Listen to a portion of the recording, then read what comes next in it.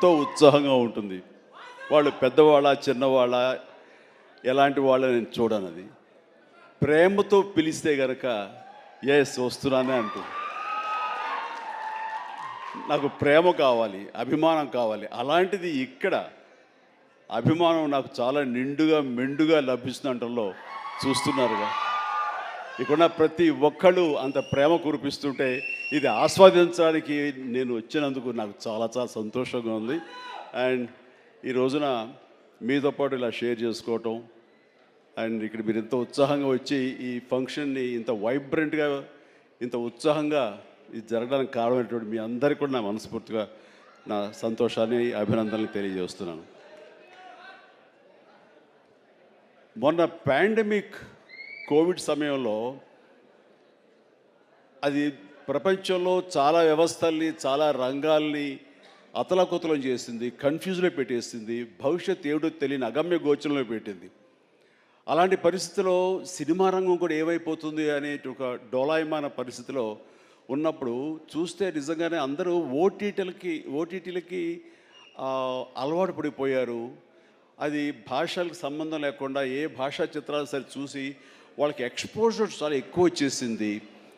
ఇలాంటి వాళ్ళకి ఏ సినిమాలు తీసి మనం సాటిస్ఫై చేయగలం, ఇలాంటి వాళ్ళని మనం సంతృప్తి పరచగలమా అనేది ఎప్పుడూ ఒక రకంగా మీమాంసలు ఉంటుండేవాడు. ఆ తర్వాత అలవాటైపోయి జనాలు ఇళ్లలో ఓటీటీలో సినిమాలు చూడటం అలవాటైన తర్వాత వాళ్ళని థియేటర్కి రప్పించడం చాలా కష్టం అండి. అన్లెస్ అది ఏదైనా ఈవెంట్ ఫిల్మ్స్ కానీ, బిగ్ హీరో ఫిల్మ్స్ కానీ, హై బడ్జెట్ ఫిల్మ్స్ కానీ థియేటర్లోనే ఆ సినిమా చూడాలి, ఆ ఎక్స్పీరియన్స్ మనం పొందాలి అనుకునే సినిమాలకు తప్ప చిన్న చిత్తగా సినిమాలకి రావడం చాలా కష్టం అన్నప్పుడు ఇదేమి కష్టకాలం మనకి ఇండస్ట్రీకి. ఈ సినిమా ఇండస్ట్రీ ఏమైపోతుంది, ఒక 5-6 పెద్ద సినిమాలను ఆడినంత మాత్రాన అది సినిమా ఇండస్ట్రీ ఓహో అంటూ కాదు. చిన్న సినిమాలు, చితక సినిమాలు, అన్ని సినిమాలు ఇక్కడ ఎంతో ఉత్సాహంగా జరుపుకోవాలి. షూటింగ్లు ఎంతోమందికి ఉపాధి కల్పించాలి, ప్రతి ఒక్కరు కళకళలాడుతూ ఉండాలి. ఆ చిన్న సినిమాలు అవన్నీ ఏవైనా అన్నీ కూడా ఆడాలి, అప్పుడే పరిశ్రమ అలాగా సజావుగా కొనసాగుతుంటుంది అని అనుకునే మాలాంటి వాళ్ళకి అలా కోరిక నాకు ఒక రకమైనటువంటి చిన్న బెరుకు వచ్చింది. ఏ సినిమాలు చేయాలి, ఎలాంటి సినిమాలు చేసి రాణించాలని. కానీ అవన్నీ కూడా కరెక్ట్ కాదు.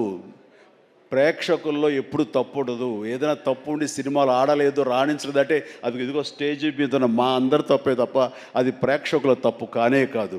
అది ఉదాహరణగా ఈ సంవత్సరం 2024లో ఆరంభంలో ఇక్కడ ప్రశాంత్ వర్మ ఉన్నాడు, తను సజ్జా తేజ వీళ్ళు చేసినటువంటి సినిమా హనుమాన్, ఆ సినిమాతో శుభారంభం అయింది. ఆ సినిమాని అనూహ్యంగా లోకల్గా అనుకున్నారు, కానీ ఆంధ్ర తెలుగు సినిమా కాదు, అది ఆల్ ఇండియా సినిమాపై అయిపోయింది. అక్కడి నుంచి ప్రారంభమైనటువంటి ఈ ఆదరణ, చిన్న సినిమాల పట్ల ఆదరణ, చిన్న సినిమాలు అనుకున్నవి, లో బడ్జెట్ అనుకున్నవి తీసిన సినిమాల్ని హై బడ్జెట్ సినిమాల్ని పెద్ద సినిమాలుగా మార్చారు మన తెలుగు ప్రేక్షకులు. అది అందులో దాని తర్వాత వచ్చినటువంటి మన వరుస సినిమాలు, నాకు పేరు వరుస గుర్తు రావట్లేదు, కానీ చాలా సినిమాలు అంటే నీహారిక తీసిన కమిటీ కుర్రవాళ్ళు కానివ్వండి, ఆ తర్వాత మన సిద్ధు జొల్లగడ్డ చేసినటువంటి టిల్లు సినిమా కానివ్వండి, ఆ తర్వాత ఆయ్ అనే సినిమా, ఇట్లా ఒకటేంటి చాలా సినిమాలు వరుసగా హిట్ అవుతూ ఒక్క సమ్మర్ మాత్రం అంత మంచి సీజన్ ఈ సినిమాలు లేకుండా చేసుకున్నాం. అది మన యొక్క జాప్యంలో జరిగినటువంటి పొరపాటే తప్ప ఆ తర్వాత మళ్ళీ చూస్తే కనుక మొన్న దీపావళికి అమరన్ కానీ, కానీ, ఆ తర్వాత లక్కీ భాస్కర్ కానీ ఇవన్నీ కూడా ఎంత ఆదరణ పొందినాయి అంటే అది అంతా ఇంత కాదు. వీటి వెనకాల ఎవరు పెద్ద పెద్ద డైరెక్టర్స్ ఎవరు లేరు, పెద్ద పెద్ద యాక్టర్లు ఎవరు లేరు, ఇది కోటాను కోట్లు ఖర్చు పెట్టి తీసినవి కావు. బట్ కంటెంట్ అన్నది ఈ రోజున మన ఆయువు పట్టు. ఆ కంటెంట్ బాగుండాలి, సినిమాల్లో ఎంటర్టైన్మెంట్ పొందగలగాలి, వాళ్ళు ఇవ్వగలగాలి. మనం అది ఆస్వాదించడానికి ఎప్పుడు ప్రేక్షకులు రెడీగా ఉంటారు. అది అందుకు నేను అంటాను, ఏదైనా సినిమాలు ఆడవు, ఇక ఓటీటీకి అలవాటు పడిపోయారు, థియేటర్స్ రావడం అది కష్టం అనేది మాత్రం అవాస్తవం. ఈ రోజున మొన్న ఈ సినిమా వరుసలో మన సత్య ఇందులో ఉన్నాడు. సత్య చేసినటువంటి అలాగే మన కీరవాణి గారి అబ్బాయి చేసిన శ్రీ మత్తు వదలరా 2 ఎంత బాగుంది ఆ సినిమా, ఎంత సరదాగా ఉంది, ఆద్యంతో చాలా చాలా బాగుంది. ఇవన్నీ కూడా నేనే ఉత్సాహంగా సినిమాలు 2 సార్లు చూశాను ఆ సినిమా. ఇట్లాగా సినిమా బాగుంటే థియేటర్స్కి వస్తారు, చూస్తారు, వాళ్ళు ఎంటర్టైన్మెంట్ పొందడానికి వాళ్ళు ఎంత డబ్బైనా ఖర్చు పెట్టడానికి రెడీగా ఉన్నారు. అయితే ఆ సినిమా వాళ్ళకి అందేలాగా మనం చాకచక్యంగా తీయాలి, మనం శ్రద్ధాశక్తులతో తీయాలి. ఆ కంటెంట్ని మనం 1-2 సార్లు చెక్ చేసుకుంటే కానీ మనం బయటకు వదలకూడదు. ఎందుకంటే ఈ రోజున దాదాపుగా 125 సినిమాల దాకా ఇంతవరకు రిలీజ్ అయితే అందులో ఆల్మోస్ట్ 20% ఫిల్మ్స్ సూపర్ హిట్ అయినాయి. ఇది మంచి పర్సంటేజ్. అండ్ ఆ రకంగా ఈ రోజున ఈ జీబ్రా మంచి కంటెంట్ తోటి ఉందని అర్థమవుతుంది. ఇది వెరీ గుడ్ ఎంటర్టైన్మెంట్ ఉంది. ఇందులో మంచి స్టార్ కాస్ట్ ఉన్నారు, అందరూ వండర్ఫుల్ యాక్టర్స్ ఉన్నారు. అండ్ టోటల్గా ఇది మంచి ఎంటర్టైన్మెంట్తో పాటు ఒక క్రైమ్ ఎలిమెంట్, ఇప్పుడే విన్నాను ఫ్యామిలీ కూడా ఉంది, ఎమోషన్స్ ఉన్నాయని విన్నాను. ఖచ్చితంగా ఈ జీబ్రా మంచి హిట్. ఇప్పుడే రాశాను అక్కడ, ఈ బొమ్మ సూపర్ హిట్ అని. అవ్వాలి, అవుతుంది. అండ్ ఎందుకంటే ఇందులో నాకు కావలసినటువంటి నా మనుషులు అయితే ఏంటంటే ఇప్పుడు అదే అది కాదురా, నువ్వు వచ్చావు వైజాగ్ నుంచి, సంతోషమే. మరి బొమ్మలు నువ్వు వైజాగ్లో ఆడించాలి. అది అదే అలా అయితే బలవాడువే. మన హీరోది కూడా అదే ఊరే. కూర్చోరా కాసేపు. సో ఈ ఇందులో సత్యరాజ్ గారు ఉన్నారు, సత్య ఉన్నాడు, అండ్ సునీల్, అందరికి మించి నా బ్రదర్. అండ్ కన్నడ నుంచి వచ్చినటువంటి ఒక అద్భుతమైన యాక్టర్ ధనుంజయ. ఆయన గురించి నేను విన్నాను కానీ సినిమాలు చూడటం ఇది చేయలేదు. బట్ పుష్ప చూశాను. పుష్ప ఎక్కడ అనేది నాకు గుర్తు రావట్లేదు, కానీ డెఫినెట్గా ఈ సినిమాలో చాలా మంచి గుర్తింపు వచ్చి తను కూడా మంచి ఆర్టిస్ట్గా తెలుగు యాక్టర్గా తను సెటిల్ అవుతాడు అంటలో ఎలాంటి సందేహం లేదు. All the very best Dhanunjaya.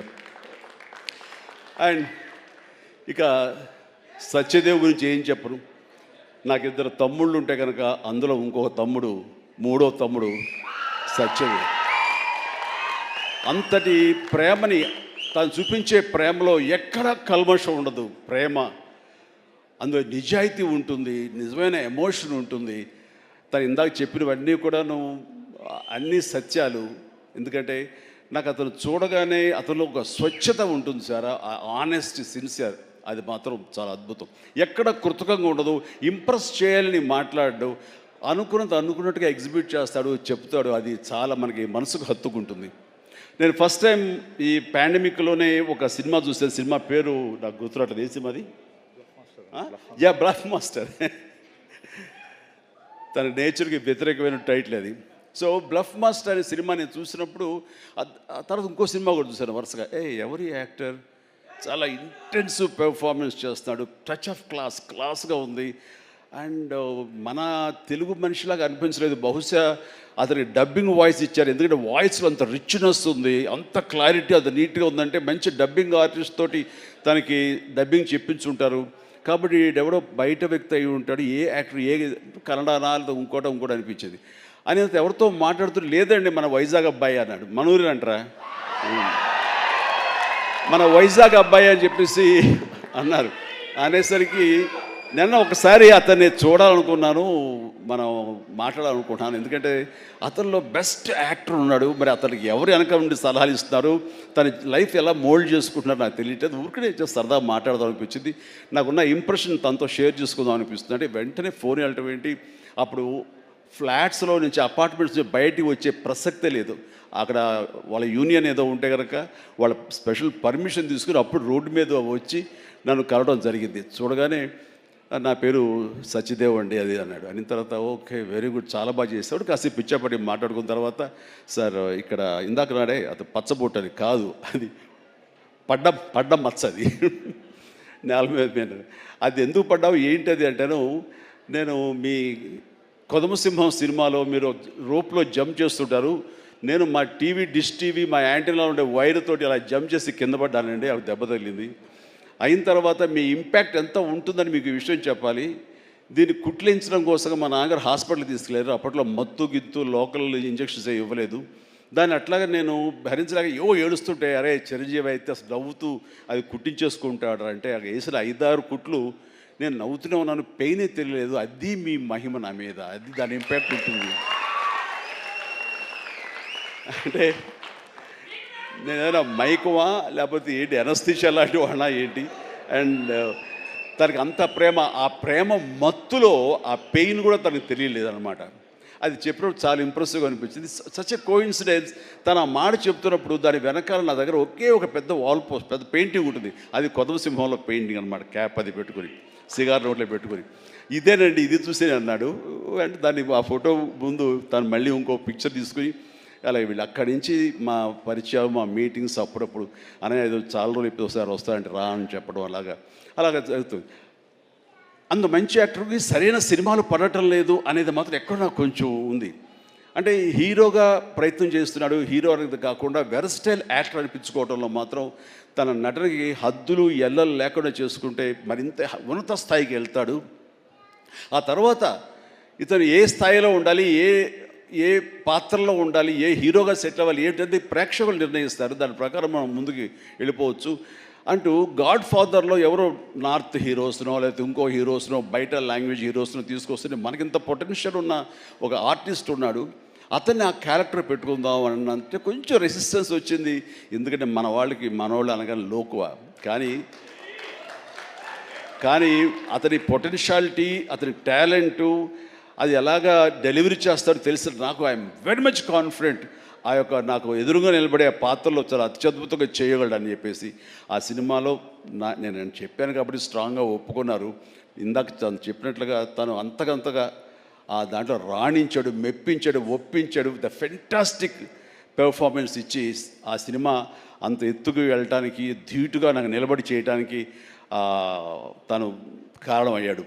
అలాంటి సత్యదేవ్ నా నమ్మకాన్ని నిలబెట్టాడు. ఇందాక అది ఆ మాట తను అన్నప్పుడు మనస్ఫూర్తిగా దాన్ని నేను ఆహ్వానిస్తున్నాను, ఆస్వాదిస్తున్నాను. అండ్ తనకి ఇంకా ఎంతో మంచి బ్రైట్ ఫ్యూచర్ ఉంది. ఎందుకంటే సత్యదేవ్ లాంటి వెర్స్టైల్ యాక్టర్స్ మనకి తెలుగులో కరువైపోయారు. తను పరిధిని లిమిట్ చేసుకోకపోతే, ఎక్స్పాండ్ చేసుకుంటే బోల్డ్ అయిన అవకాశాలు తనకు వస్తాయి నేను చూస్తాను కూడాను. అండ్ అలాంటి ఈ సినిమాలో తను ఒక మాస్ హీరోగా కామెడీ తోటి, చాలా చక్కగా సెటిల్డ్ కామెడీ తోటి, ఒక యాక్షన్ తోటి ఈ సినిమాలో తనకి మంచి భవిష్యత్తు మళ్ళీ ఏర్పడుతుందని నేను భావిస్తున్నాను. అండ్ నా తమ్ముడుగా సత్యదేవ్కి ఆల్ ద వెరీ బెస్ట్ చెప్తూ ఈ సినిమా తనకి అద్భుతమైన విజయం చేకూరాలి. Please God bless really. నిజంగా ఇంకా నేను మరింత ఎత్తులు చూడాలి సత్యదేవ్. చూస్తాను కూడాను. అండ్ ఇక ప్రొడ్యూసర్స్గా ఇద్దరు ద్వయం, మన Dinesh and Bala and Dinesh. And అలాగే వాళ్ళని సపోర్ట్ చేస్తూ ఇక్కడ ప్రస్తుతం ఉన్నట్టు ఎస్ఎన్ రెడ్డి గారు ఉన్నారు, బిల్డర్. ఆయన కూడా సపోర్ట్గా ఉన్నారు. వీళ్ళందరూ లాభాపేక్షతో కాకుండా ఒక ప్యాషన్తో వాళ్ళు రావటం. సినిమా అంటే ఏం తెలియదు, సినిమా అంటే ఇష్టం కాబట్టి ఆయన కూడా ఓకే అంటే ఆయన ఇందులో కావాల్సినంత బడ్జెట్గా హై బడ్జెట్ అయిందని వింటున్నాను. బట్ దానికి పెట్టడం, దాన్ని ఈ యొక్క Eshwar Karthik director, wonderful director. ఎందుకంటే ఆయన సినిమా పెంగ్విన్ అని తమిళ్లో నేను చూశాను సినిమాని పాండమిక్ టైంలోనే. And very refined director. ఆయన ఈ సినిమాకు చాలా చక్కగా చేశారని తెలిసింది. అండ్ డెఫినెట్లీ ఆ టీం అందరికీ కూడా అద్భుతమైనటువంటి విజయం ఈ సినిమా చేకూర్చి వాళ్ళకి మరింత పైకి వెళ్ళడానికి ఎంత దోహదపడుతుందని చెప్పేసి నేను మనస్ఫూర్తిగా విష్ చేస్తున్నాను. అండ్ అలాగే హీరోయిన్స్ వాళ్ళకి అంటే ప్రతి ఒక్కరికి, టీంలో ఉన్న ప్రతి ఒక్కరికి నా హృదయపూర్వక అభినందనలు తెలియజేసుకుంటూ నాకు ఈ అవకాశం ఇచ్చేందుకు ధన్యవాదాలు తెలియజేస్తున్నాను.